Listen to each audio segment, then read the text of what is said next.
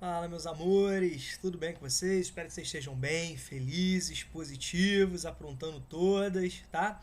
Gente, a gente vai falar um finalzinho agora dessa evolução histórica, né, econômica do Brasil, tá bom? Como eu falei pra vocês, eu tô fazendo passo a passo, obviamente, né, o objetivo aqui não é atendê-los, né, dentro daquela cronologia histórica, dentro daquele aprofundamento histórico, isso fica a cargo dos professores, mas muitas questões se valem da relação entre momento histórico e características produtivas do Brasil. Tá bom? Um outro tópico que eu queria relembrar que eu conversei com vocês, né, é o seguinte: a gente vai entrar agora numa sequência, né, de aulas que nós falaremos, né, sequência de temas, que é a continuidade, né, do nosso cronograma, do nosso programa anual. A gente vai falar de agricultura, depois a gente vai falar de urbanização, tá bom? Que são aspectos extremamente importantes que você não entender o contexto, né, que aquelas transformações acontecem, fica muito complicado de você resolver as questões, de você ter um entendimento, né, ligando um ponto ao outro. Tá bom? Então a gente precisa, né, entender bonitinho isso. A gente está chegando no final dessa evolução histórica, tá? Hoje, né, nessa sequência de vídeos, nesse blocão dessa semana, a gente termina isso e a gente consegue corrigir os exercícios que faltam do capítulo, tá bom? Então, já vai adiantando aí, por favor, já vai adiantando aí a leitura dos capítulos de agricultura. Eu vou trabalhar de forma conjunta, né, a agricultura geral e a agricultura do Brasil, que são os capítulos 2 e os capítulos 2 e 3 da apostila. Eu vou trabalhar de forma integrada.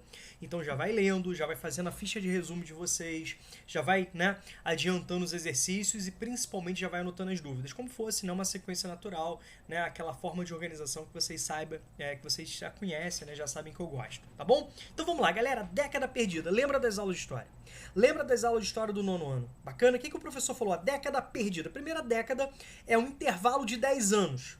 Bacana? Só que nesse caso aqui, muitos autores falam que é o seguinte, cara, é uma década longa, né? Porque ela teve mais do que 10 anos, tá bom?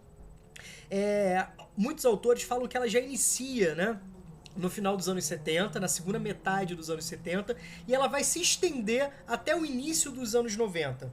Bacana? Então, repare que a gente está falando de uma década longa em termos temporais. Deu para entender isso? Certo? Mas o coração dessa brincadeira, a gente está falando justamente sobre os anos 80, tá? Quando a gente fala de perdida, cara, ó, pô, tempo perdido. Isso não adiantou de nada, perdi foi tempo, aquela coisa toda. Ou seja, você quer esquecer, aquilo não te trouxe nada bom, né? Cara, o que acontece? É um outro termo também complexo, tá? Porque a gente precisa analisar do ponto de vista, né, qualitativo. Em que sentido? Quando a gente fala o perdido, quer jogar fora, quer botar lata de lixo. Cara, mas esse período também foi um período extremamente rico, extremamente importante, né? De fato, para questão econômica, né, foi um período muito complicado. A gente vai perceber que o Brasil passa, né, a sofrer tudo aquilo que já estava se desenhando. Todas aquelas consequências daquele modelo de modernização conservadora que o Brasil já vinha praticando há décadas, né? Todas aquelas contradições, todos aqueles gargalos econômicos, né? Toda aquela baixa infraestrutura social, tudo isso começa a refletir de uma forma muito forte aí, tá legal? Isso é fato, tá? Mas nós temos outros pontos interessantes. É um momento onde a ditadura se enfraquece, é um momento onde nós temos um processo de transição para uma redemocratização, é um momento onde nós temos, né, um avanço da consolidação daquele viés democrático, né, que veio, a Constituição de 88 veio coroar, veio consolidar esse processo de redemocratização do Brasil. Então a gente deve analisar com muita cautela, né, esse período que é extremamente rico, né, de informações e também importante para a gente entender vários aspectos atuais, né, da história recente do Brasil, tá bom? Então, quando você fala de um período extremamente confuso em termos de aspectos políticos e econômicos, você pode perceber que isso vai trazer reflexos diretos sobre a questão industrial, tá bom? Somando a isso, galera, você precisa entender que o Brasil não está sozinho nessa conjuntura, né? É uma conjuntura que vai trazer impactos na América Latina, em momentos onde vários países, né, estão enfrentando também crises, tá? Crises econômicas que vão trazer consequências políticas, mudanças políticas.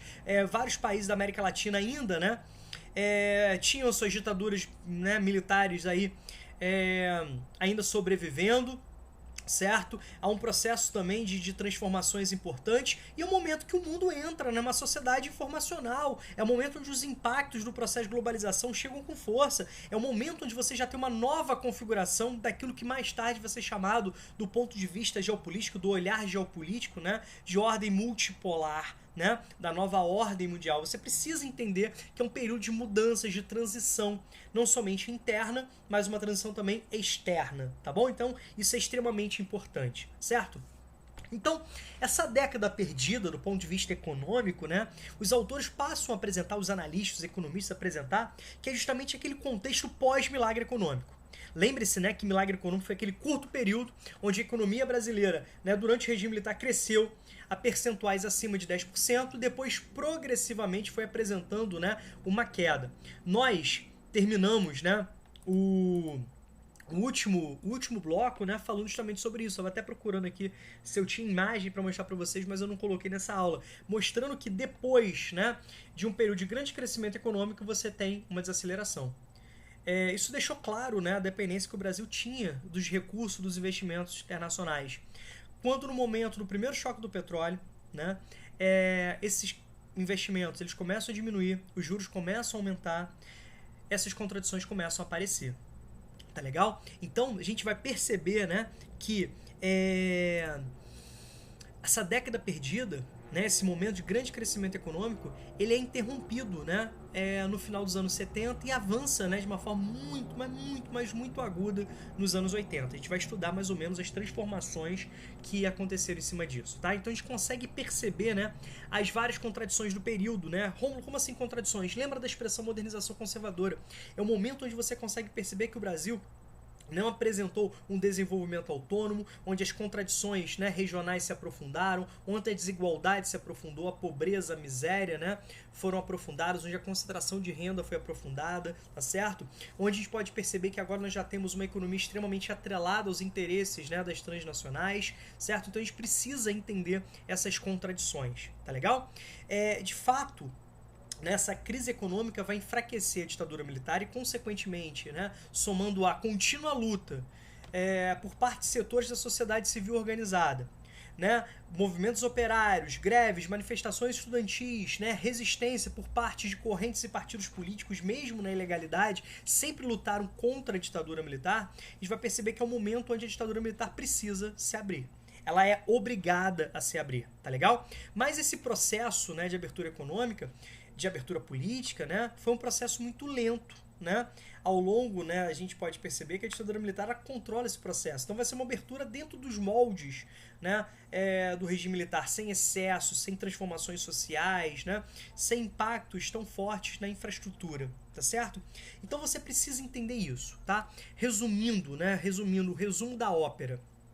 Esse momento de grande crise, né, política e econômica se reflete também num processo, né, de desaceleração econômico-produtiva, um processo de desaceleração do ritmo de crescimento industrial, tá certo? É um momento onde nós temos, né, uma contração desse crescimento do desenvolvimento industrial brasileiro, certinho? Então, nós temos essa introdução. Eu preparei para vocês uma sequência, né, de dados, de informações, né, dentro de um esquema para a gente poder debater um pouquinho, para a gente poder discutir um pouquinho, tá? Então, eu tinha o objetivo aqui de apresentar para vocês esse tema, ambientá-los em termos nacionais, em termos internacionais, tá bom? E como que isso impacta diretamente sobre o ritmo de crescimento industrial brasileiro, certinho? Então, nós temos aqui uma introdução.